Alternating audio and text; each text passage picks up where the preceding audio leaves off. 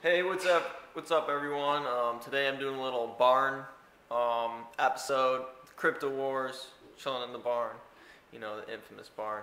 Anyways, so I want to talk about the global economics and where cryptocurrency stands in the economy and how the indexes and things could affect the cryptocurrency markets, and just basically how the economy is kind of like one breathing organism in itself, and that if one part moves, another can move, and things like that. So all right, so let's dive into it. Anyways, for those that might know or a little bit in touch with reality, know what's kind of going on with the indexes and like the Dow Jones and the S&P 500, they will know that they're experiencing a sort of bubble right now, and it's extremely large. It's been forming over like 8 to 9 years, and it's just since 2008,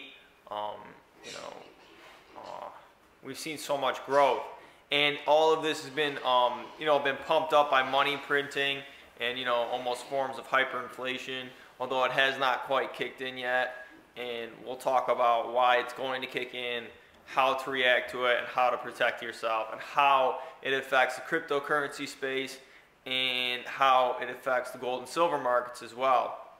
So the way I see it, though, I think most people would think that if the stock market crashed, the prices of cryptocurrencies would definitely increase because investors would be pulling out of the stock markets and looking for other ways to hedge their money. You know what I'm saying? So I definitely think at first the cryptocurrency markets, if the Dow Jones were to crash, if the indexes were to fall, I definitely think that cryptocurrency would see a boom at first. Now, do I think the boom would continue? No, I do not, because I think what would happen is once hyperinflation does kick in and money is worthless, cryptocurrency in some ways will become worthless in the sense of how much it's grown. Not in the sense, like, there's still a lot back in cryptocurrency, a lot of production, but when production stops, it stops in all sectors usually. At least what history has told us. But what I'm saying is that cryptocurrency, if these markets do crash, but see, I think the bubble is overinflating into cryptocurrency. So cryptocurrency is still it is still an inflationary sector in the sense that there's unlimited amount of cryptocurrency. I know some people say, well, Bitcoin itself is deflationary, which I'm well aware of, but people can create cryptocurrency out of thin air, which is different than the gold and silver markets, which are completely deflationary. So once you have these bubbles forming in the Dow Jones and they pop, I think much of it will indeed flood into cryptocurrency as well as gold and silver. But I think gold and silver will hold out amongst crypto because of the fact it's complete deflationary in the sense that you cannot create your own precious metal. It is, God-made, not man-made.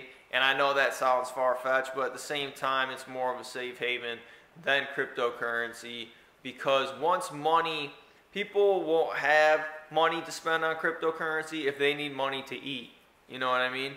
So if you need money to survive and to eat, you will not be spending on cryptocurrency. I think cryptocurrency, too, is more for the millennials.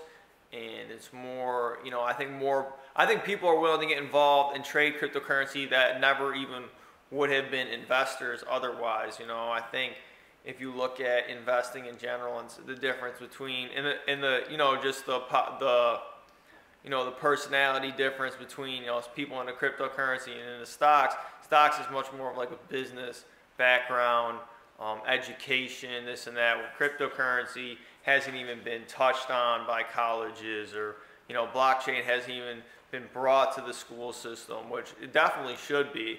I think we should start putting blockchain in the education system immediately, because people they learn about the wrong stuff in school. We don't learn anything about finances in high school and how to store your wealth and how to make money. They don't teach you how to survive. They teach you to just follow the system and be controlled.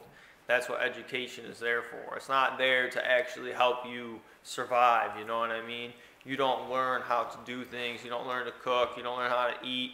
You don't learn how to grow food. You don't learn how to trade. You don't learn business. You don't learn anything that is necessarily good. You know, it's not that it's all bad. I mean, all it really is just structure to teach you. But I think the content and that we teach is way off when it comes to finance, and I think many people could agree on that.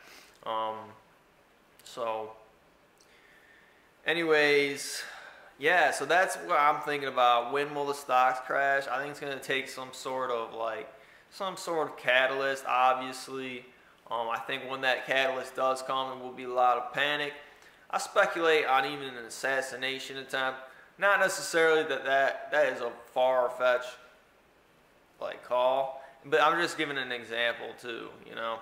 So,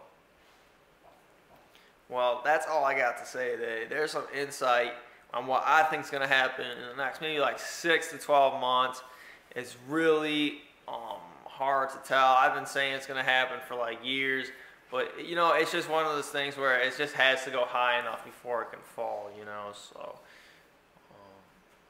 Yeah, things should be really interesting, and I'm excited for the future. Stay tuned. Peace.